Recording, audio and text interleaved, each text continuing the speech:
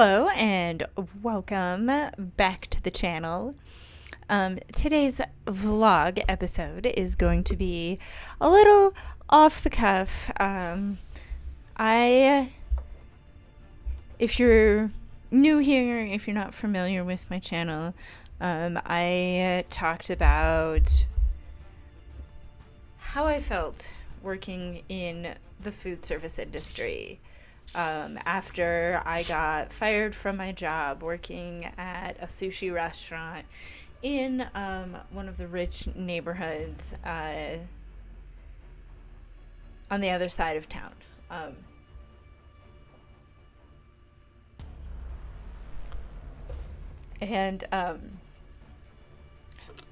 I'd like to acknowledge, before I go any deeper, that I do understand that this video could cost me my job right now. I understand that even though I'm not going to talk about where I work, I'm just going to talk about the situation that has arisen at work. I also have to acknowledge that I do have some psychotic Deptford wife and Depsell stalkers who like to think that they can silence me. But that is, in fact, part of what this episode, what this vlog is going to be about, because I have had it up to my eyeballs, folks. My eyeballs.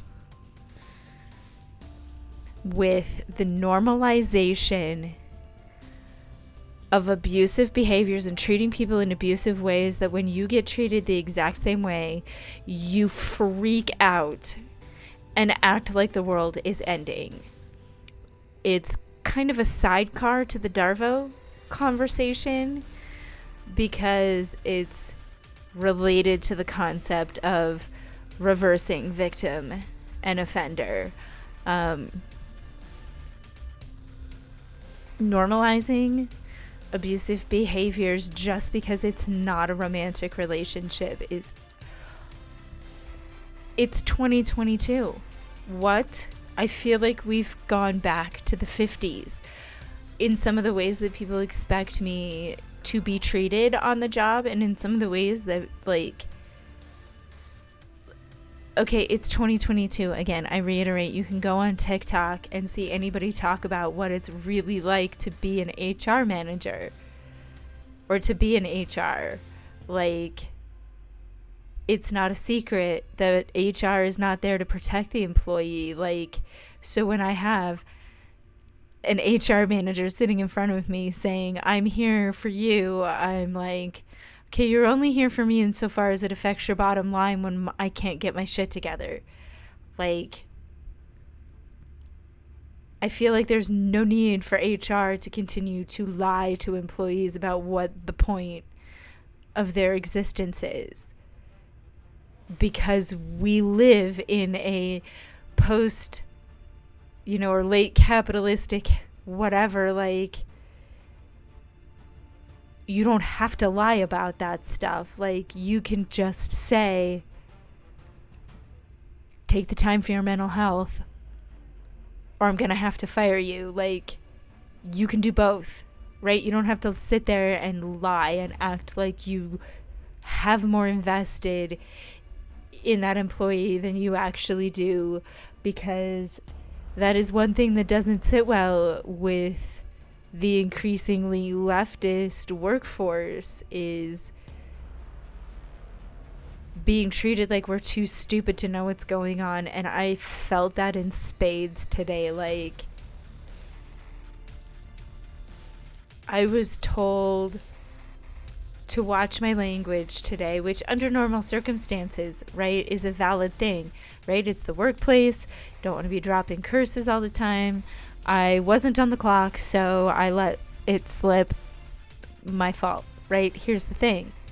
The last time I had a conversation with my HR department about inappropriate conversations on the floor, it was because somebody made a joke about Amber Heard to me, a domestic violence related joke to me about Amber Heard. And you know what I was told then? We can only control what people say on the floor. We can't control what people say in the break room.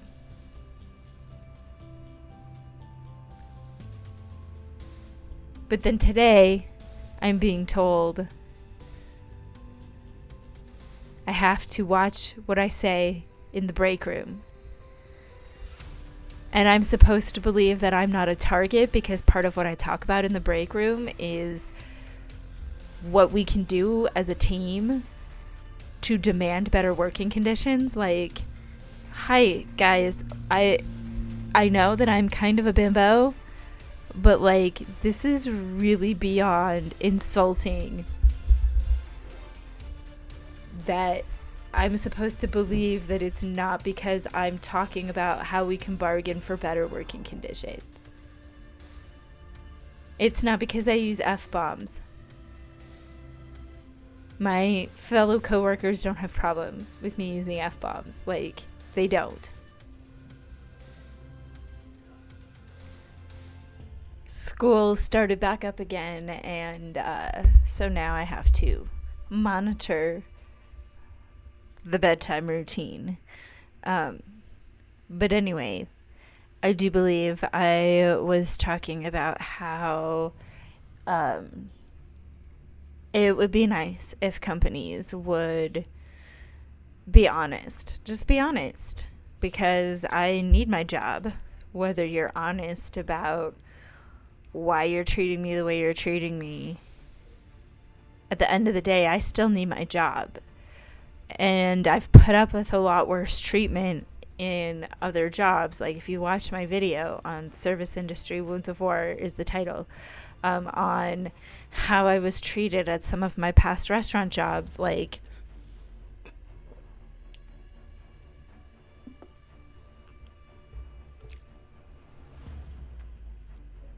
this is definitely something that is not going to adversely affect my desire to keep working with this company. What it does affect, however, is my ability to use the skills that I have learned in therapy and throughout my mental health journey to be able to handle the ways that we get treated and the bad things that happen to us on the job and stuff like that. Like,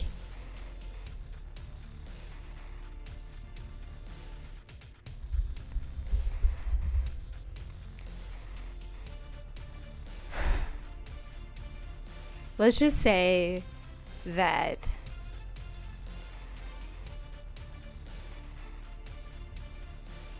short of co-signing physical assault, there's nothing that my current employer could do, no amount of honesty or transparency that they could show that would scare me off. Right? Like, I would rather have management that's willing to admit, yeah, we throw you under the bus because that's your position. Get good with it or find another job. Right? Like, I respect that a whole lot more than feeling like I'm being lied to about management having my back just so they can manipulate us against each other. Like, you don't need to make stuff up.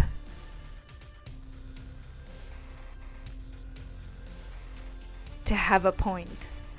Like, and the fact that stuff gets made up inadvertently just helps support my point, which is that upper management couldn't care less.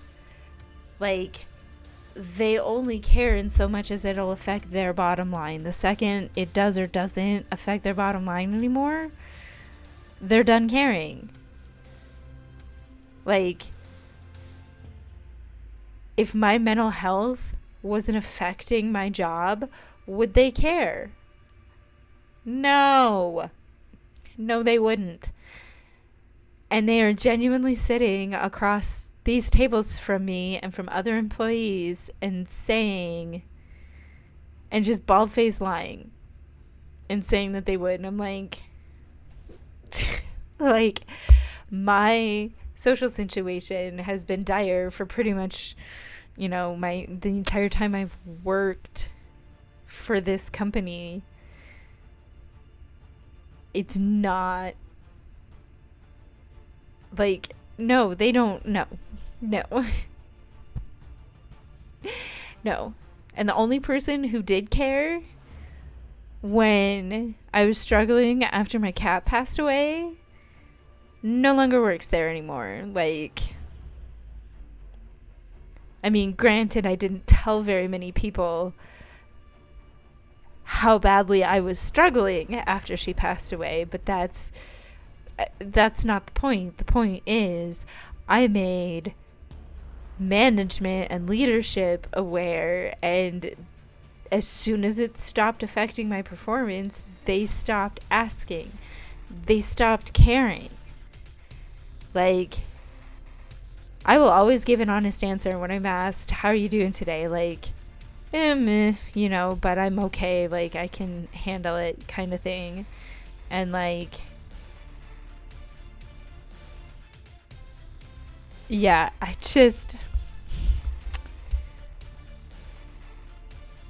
feel like a lot of this really harsh, like, anti-collective bargaining crap that these gigantic big box corporations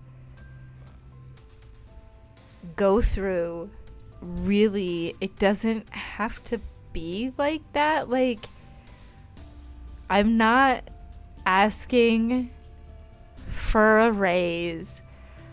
I'm not asking, like, it doesn't seem like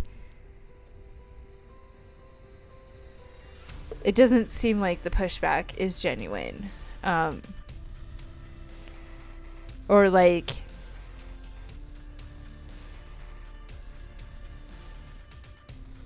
yeah.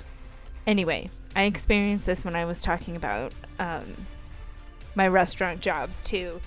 I'm very triggered into I think it's derealization, the one where you don't feel like you're in reality anymore. But I'm very easily triggered into that headspace when I'm talking about things that have caused me trauma. And frankly, this job that I have currently is doing nothing but tap dancing all over every single one of my trauma triggers from my restaurant jobs. Like, I was physically assaulted at the last restaurant job I had. Like, I didn't even have that job long enough for me to consider it a real job. And I was physically assaulted by a DoorDash driver. And the manager straight up was like, cope. Like, this guy sat and screamed, like, calling me and a coworker B words and C words, like, physically assaulted me, grabbed my arm, pulled my hair, tried to pull me over the counter, like, because his order wasn't going fast enough and his customer wouldn't let him drop the order so that he could move on. Like,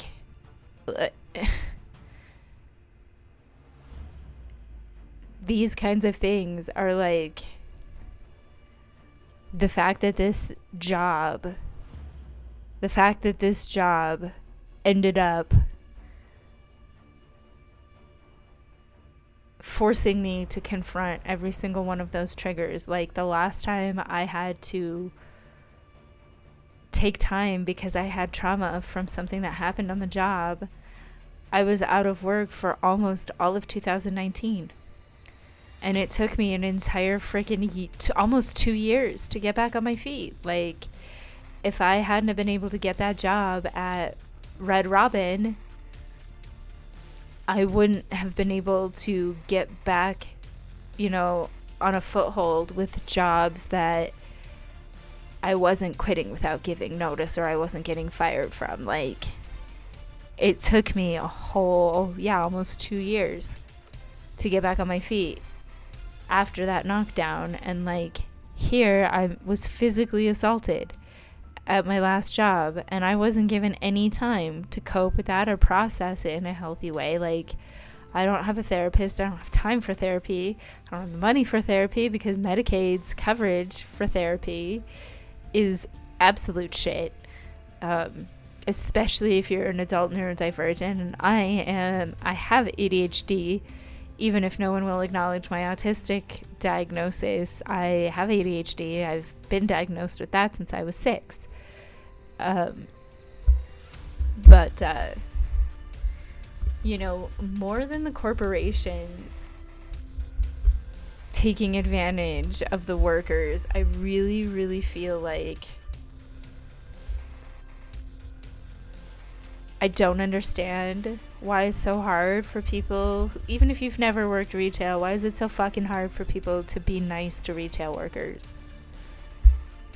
Why is it so fucking hard for you to hear, no, we can't process your return because you made a mistake, and for you to own that instead of crying like a little bitch and then making a complaint when the employee didn't fall for your stupid little act? Like, on top of which, supposedly opportunistic coworkers of mine lying and saying that I said things to this person that I didn't. Like,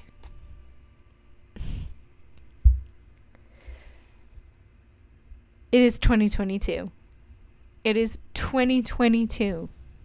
Y'all, why the fuck do you have to have worked retail or food service not to be an absolute bell end to your wait staff, to your cashier, to whoever's trying to process your return? Like, I am literally, like, I had to be told multiple times by HR that it's okay for me to process a return that doesn't follow policy if the guest appears to be getting irritated or feeling antagonized over it. Like, it doesn't make sense. It doesn't make sense. It's not more profitable to process a return that's against policy. Like, I'm not any more likely to go to a place that lets me do whatever the fuck I want. I am more likely to go to a place where I know that my employees are being backed up by management to not accept that treatment anymore. Because I've seen it all over social media too. On top of it, nobody can hear no. Like, how fucking privileged do you have to be to not be able to just literally think that hearing no is the worst fucking possible thing that could ever happen to you? Like, hi. I've been told no my entire fucking life. Right? I didn't initially want to go to school to get my degree in psychology. I wanted to go to school to be a musician, but I didn't get accepted to any of the conservatories I applied to. And the only one I did get accepted to ended up having a predatory cello professor who people ended up telling me it was lucky that I didn't end up taking lessons from him to begin with.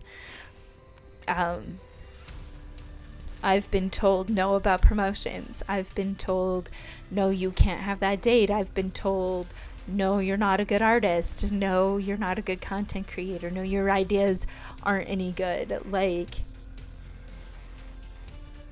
get fucking real. Get a grip. No is not the worst thing that you are ever going to hear in your life. Even if that is, no, you can't have your $200 back because you threw away the box for your vacuum cleaner. Like,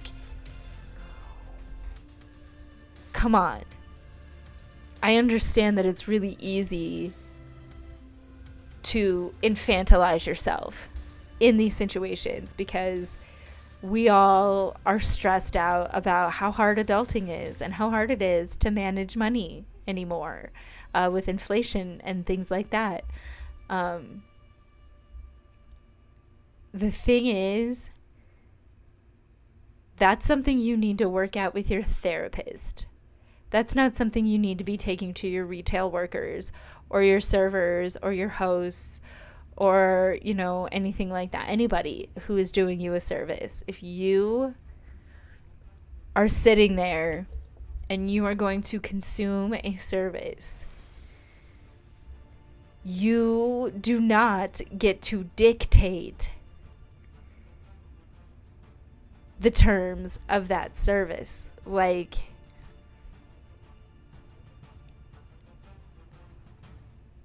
for being the most criticized job on the planet, retail workers, cashiers especially, one, I don't see anybody stepping up to do the job for us. And two, no, that's really it. That's really what it boils down to. I don't see any of y'all stepping up to do this job. But you sure will run your mouth about how stupid we are, or how it's not rocket science, or how, gee, I hate having to do self-checkout because it's so hard. Well, then why ain't you fucking fighting for me to have a living wage then? There's nowhere in the country, I repeat, nowhere in the country where $16.50 an hour is a livable wage.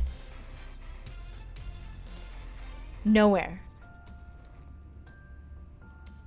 And then I have to find out that the company I work for donates over 50% of their net profit to alt-right politicians and causes and issues. Don't fucking tell me that you don't have the money or the payroll to schedule more than one backup cashier. There's always abandons to put away, freight to push to the floor. There's no reason why a company can't take that 50% they donate lobbying anti-choice politicians, lobbying anti-LGBTQIA plus politicians, and give it to the fucking employees instead. And I'm pretty sure I said at the beginning that there's very distinct possibility that one of the stalkers harassing me on social media will find out what company I work for and be able to figure out where I work and get me in trouble. But this is a freaking conversation that needs to be had. And since I don't feel comfortable having it in the office, then this is where we're going to have it. And if it costs me my job, then so be it, because I actually happen to be, having this discussion out of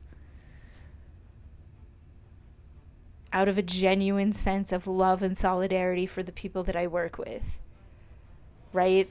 I know that my general manager isn't the one who made the decision to spend 50% of our company's net profits on alt-right. He's a freaking, I'm pretty sure he's like Puerto Rican or Cuban or something. Like, I know it's not him that's making those decisions. And I know it's not our human resources director that's making those decisions. He may be white, he may be cis, but he is gay, and he, is doing what he can. I believe him. When he says that he overschedules us, I believe that. What I don't believe is the line that he's there for me, or that, HR is there for us. But that's just a general thing that not really has anything to do with him. He's an amazing manager. And that's why I'm like, this made me think of the girl on TikTok who really did a good job of helping assuage a lot of fears people have about how easy Apple phones are to steal and break into, and trick people into opening their phone so that you can clear it and sell it after you've stolen it from them. And Apple's threatening to fire her despite thousands and thousands of comments from people saying this actually increased my faith in Apple as a company. So, it's just, it's like proof, right? That it's not about coming together or working together for these executives, for the CEOs, for the corporations. Because I think that my store could be a really, groundbreaking store as far as service that we provide to our customers if we weren't being hobbled by what corporate will allow, right? And that's something that nobody's ever given me a chance to sit down and explain to them before, right? Because in the restaurant industry, it's one of those, we just really don't have the time. But in retail, there's a little bit more, there's less urgency amongst management, amongst leadership. And it's very tiresome to keep up the goodwill, very clearly saying, I don't want to tear apart the crew. I want to bring us together. I just think you guys are doing it the wrong way. And still be getting in trouble for it. And still be targeted for it.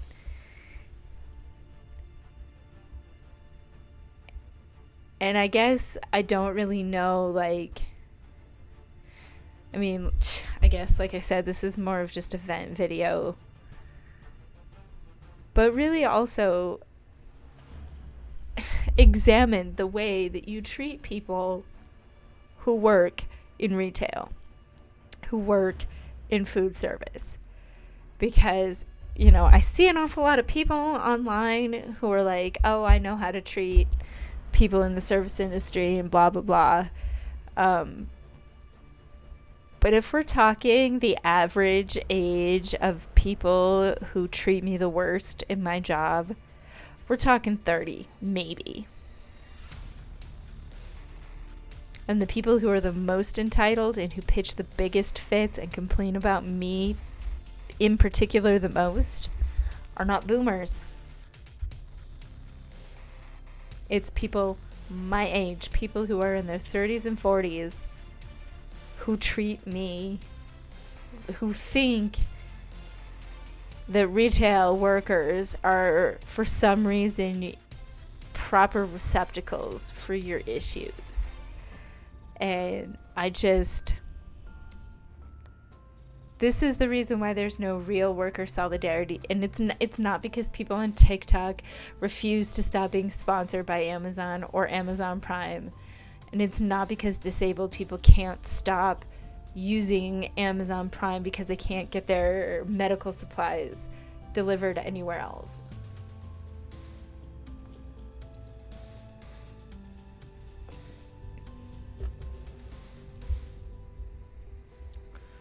The real reason why we don't have any worker solidarity is because of the lip service from the left. It's all lip service. I grew up hearing about union talk from my mom's friend, Ellen. This is how I grew up, supporting unions and supporting workers' rights and believing in workers' rights.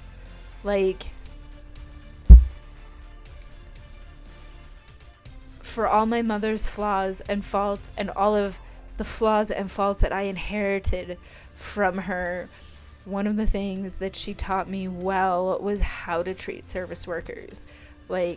Y'all don't understand how it feels to look at my mother and say she emotionally and psychologically traumatized and tortured me for 18 years.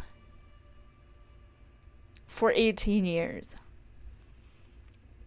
But she got this one thing right. She taught me how to treat service workers. And I swear to fuck, none of y'all else were raised right. Because none of y'all else do. You're either bitching about tipping, leaving trash all over your tables, coming in 5 minutes before close. Like, it's all fucking lip service. It's all lip service, because there's not a single generation that can claim in general that they treat service workers better than the generation before them. And now that I've worked the spectrum of service, from hotels to restaurants to retail, it's lip service. Nobody gives a shit about workers. Nobody gives a shit.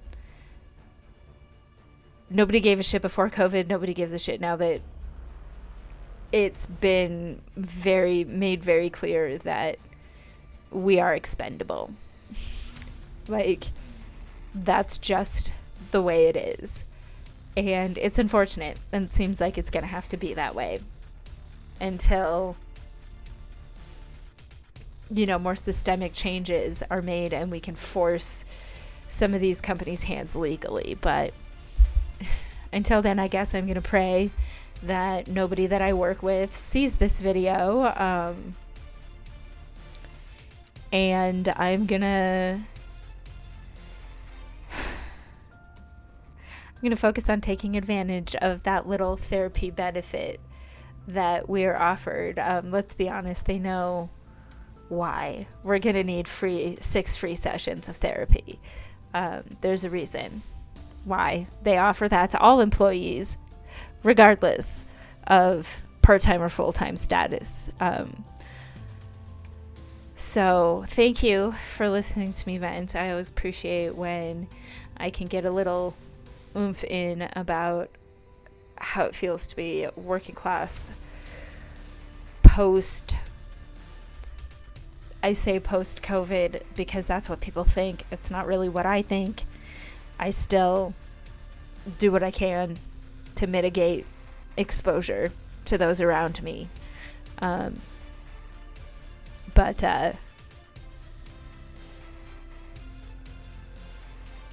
Yeah, I needed to get that off my chest in a long form video, because 60 seconds, even 3 minutes venting on TikTok is not enough. And it's not enough to get the conversation started. So if you are not actively treating retail workers and food service workers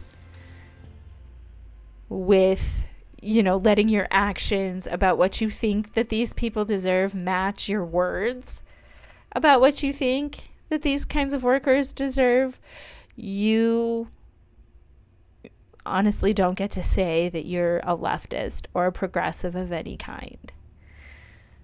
Because I'm sick of seeing people say that they support workers' rights and doing stupid petitions and joining stupid challenges that don't do anything to fundamentally change the conditions that workers face.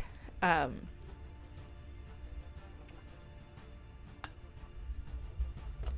I'm talking about,